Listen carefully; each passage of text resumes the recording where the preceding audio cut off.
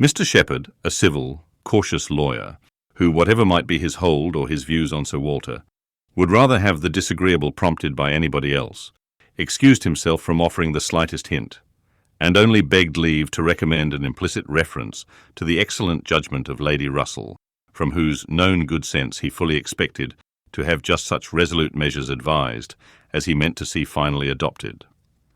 Lady Russell was most anxiously zealous on the subject, and gave it much serious consideration. She was a woman rather of sound than of quick abilities, whose difficulties in coming to any decision in this instance were great, from the opposition of two leading principles.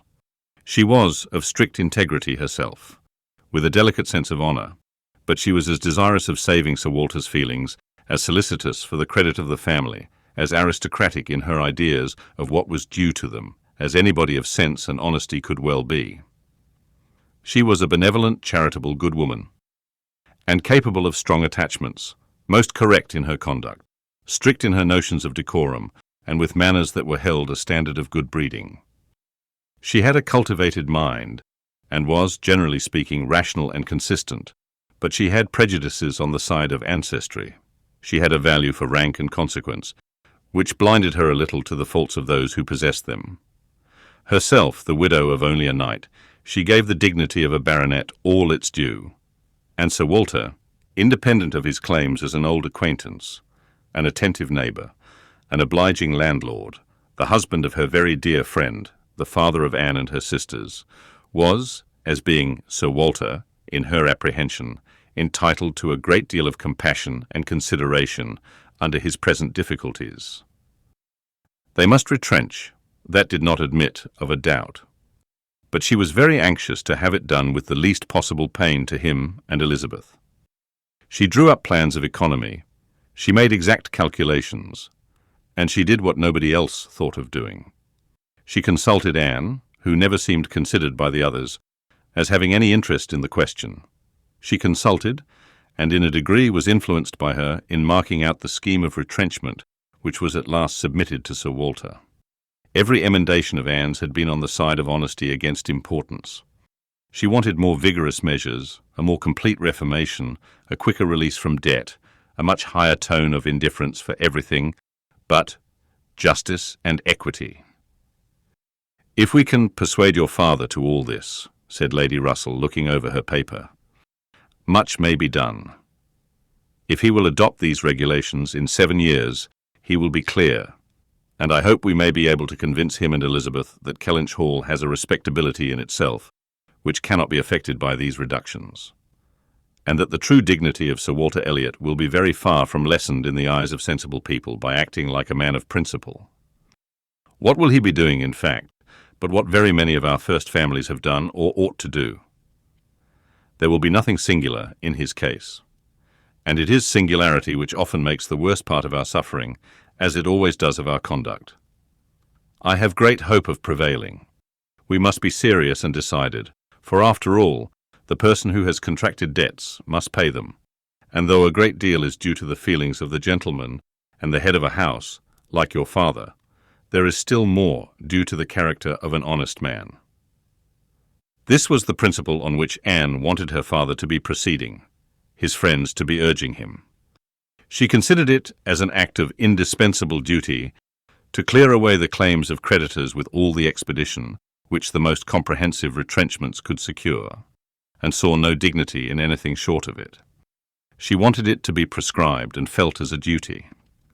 She rated Lady Russell's influence highly, and as to the severe degree of self-denial which her own conscience prompted, she believed there might be little more difficulty in persuading them to a complete than to half a reformation. Her knowledge of her father and Elizabeth inclined her to think that the sacrifice of one pair of horses would be hardly less painful than of both, and so on, through the whole list of Lady Russell's too gentle reductions. How Anne's more rigid requisitions might have been taken is of little consequence. Lady Russell's had no success at all, could not be put up with, were not to be borne. What? Every comfort of life knocked off. Journeys, London servants, horses, table, contractions and restrictions everywhere. To live no longer with the decencies even of a private gentleman, No, he would sooner quit Kellynch Hall at once than remain in it on such disgraceful terms. Quit Kellynch Hall. The hint was immediately taken up by Mr. Shepherd, whose interest was involved in the reality of Sir Walter's retrenching, and who was perfectly persuaded that nothing would be done without a change of abode. Since the idea had been started in the very quarter which ought to dictate, he had no scruple, he said, in confessing his judgment to be entirely on that side. It did not appear to him that Sir Walter could materially alter his style of living in a house which had such a character of hospitality and ancient dignity to support. In any other place, Sir Walter might judge for himself, and would be looked up to as regulating the modes of life, in whatever way he might choose to model his household. Sir Walter would quit Kellynch Hall, and after a very few days more of doubt and indecision, the great question of whither he should go was settled, and the first outline of this important change made out. There had been three alternatives: London, Bath, or another house in the country.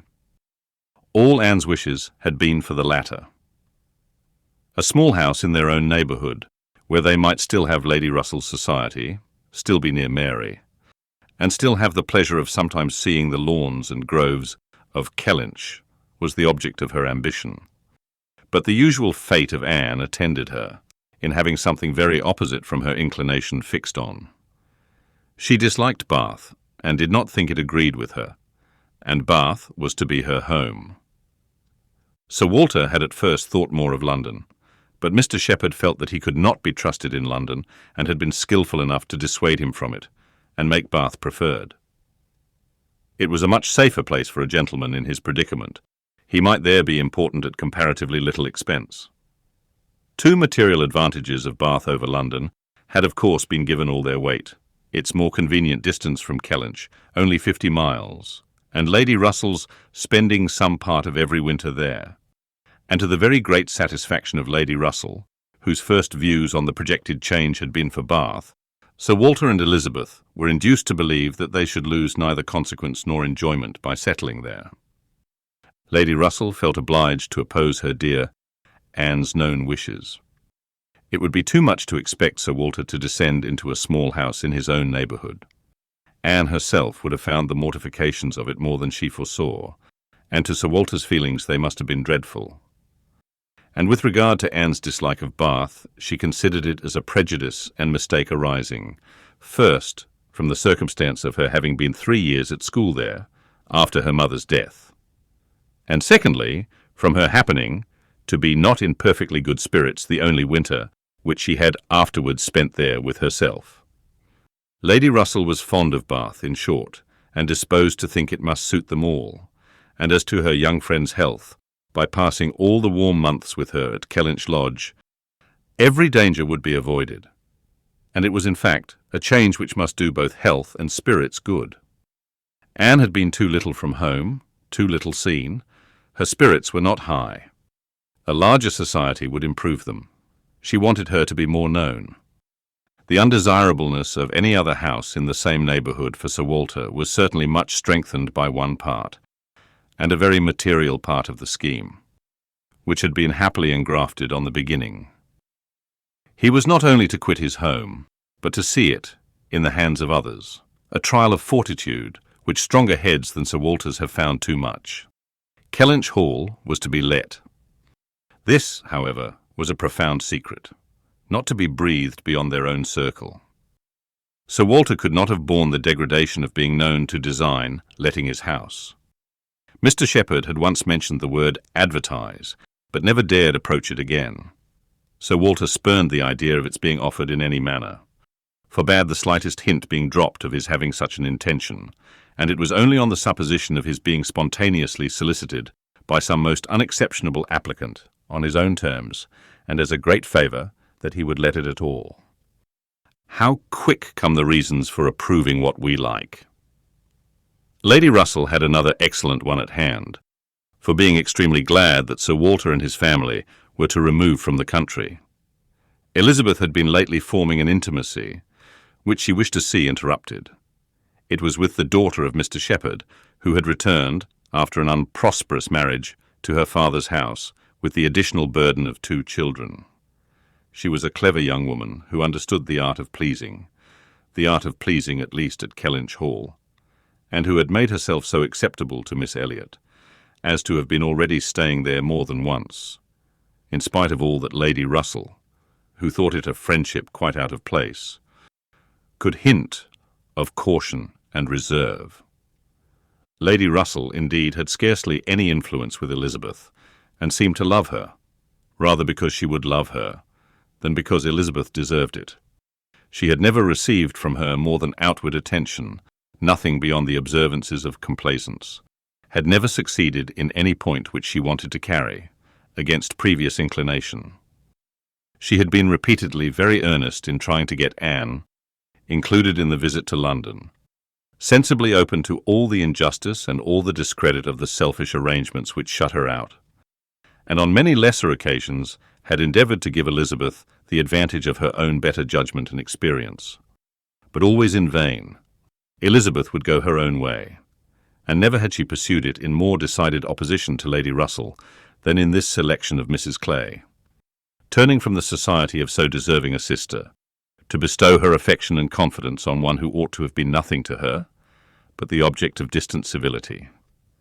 From situation, Mrs. Clay was, in Lady Russell's estimate, a very unequal, and in her character she believed a very dangerous companion, and a removal that would leave Mrs. Clay behind, and bring a choice of more suitable intimates within Miss Elliot's reach, was therefore an object of first-rate importance.